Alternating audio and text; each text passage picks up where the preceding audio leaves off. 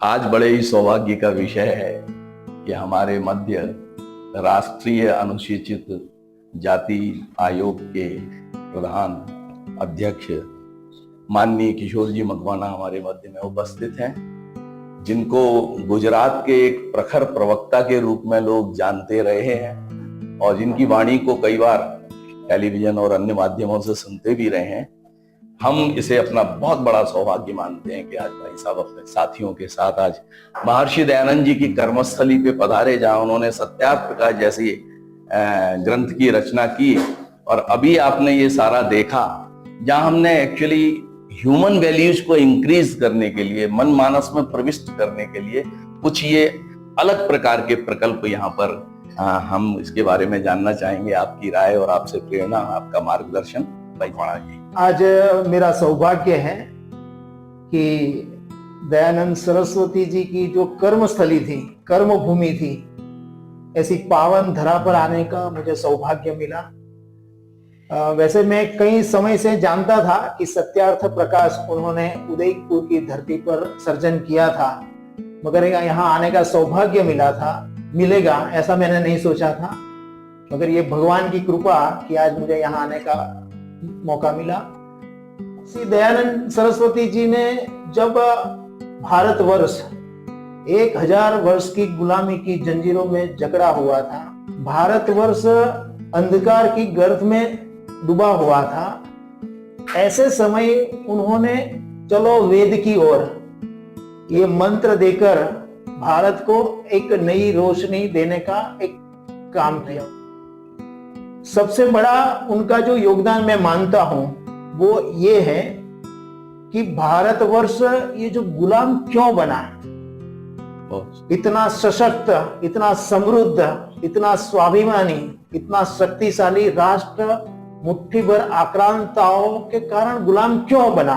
तो जब हम महर्षि दयानंद सरस्वती जी का कार्य देखते हैं तो उसका जवाब हमें उसमें मिलता है कि भारतवर्ष जो गुलाम बना वो जातिवाद के कारण, अस्पृश्यता का जो मानसिक रोग था उसके कारण था। हम आपस में बटे हुए थे, इस हम गुलाम बने।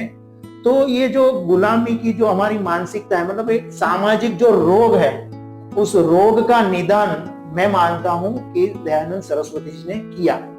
और मैंने बाबा साहब आम्बेडकर का जीवन भी पढ़ा है और मैंने देखा कि बाबा साहब आम्बेडकर शायद कोई एक विचारधारा से अगर सबसे प्रभावित थे तो वो आर्य समाज से प्रभावित।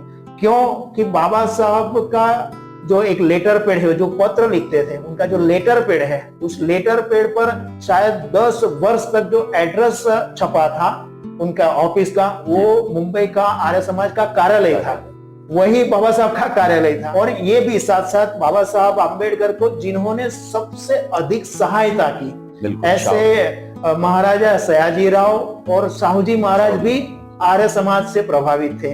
और बाबा साहब आम्बेडकर जब बड़ौदा आए 13 दिन के लिए, 2 बार बाबा साहब आए, उसमें से पहली बार जब बाबा साहब बड़ौदा आए तो बाबा साहब जिनके घर रुके थे, अमृतलाल अमृतसरी, वो भी आर्य समाज के थे। बाबा साहब के जीवन में आर्य समाज का बहुत बड़ा मतलब एक प्रभाव रहा है। दूसरे हमारे एक महापुरुष थे स्वामी विवेकानंद जी।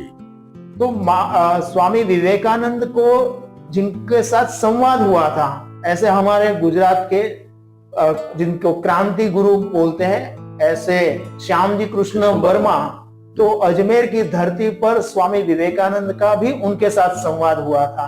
तो महर्षि दयानंद सरस्वती जी गुजरात के, श्याम जी कृष्ण वर्मा गुजरात के, बाबा साहब आम्बेडकर की कर्म भूमि गुजरात की थी और मैं भी गुजरात का हूँ।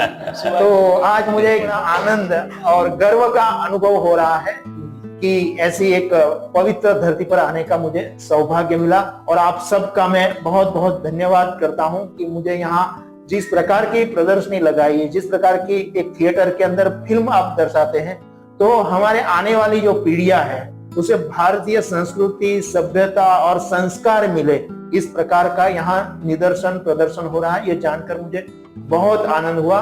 मैं पुनः एक बार आप सबका धन्यवाद प्रस्तुत करता हूं। संस्कार संप्रेषित करने में ये सारे जो चीज हैं उनमें यंगस्टर्स को विशेष रूप से क्या देखना चाहते हैं, क्या कहना चाहते हैं? आज भारतवर्ष जो है, अगर बाबा साहब आम्बेडकर ने कहा है कि भारत का जो भविष्य है वो युवाओं के कंधों पर है। स्वामी विवेकानंद ने भी यही कहा कि भारत को अगर आगे ले जाने का सामर्थ्य है तो वो युवाओं में है। और समग्र संसार में आज जिस देश में सबसे अधिक संख्या में कोई है तो युवा भारत में है।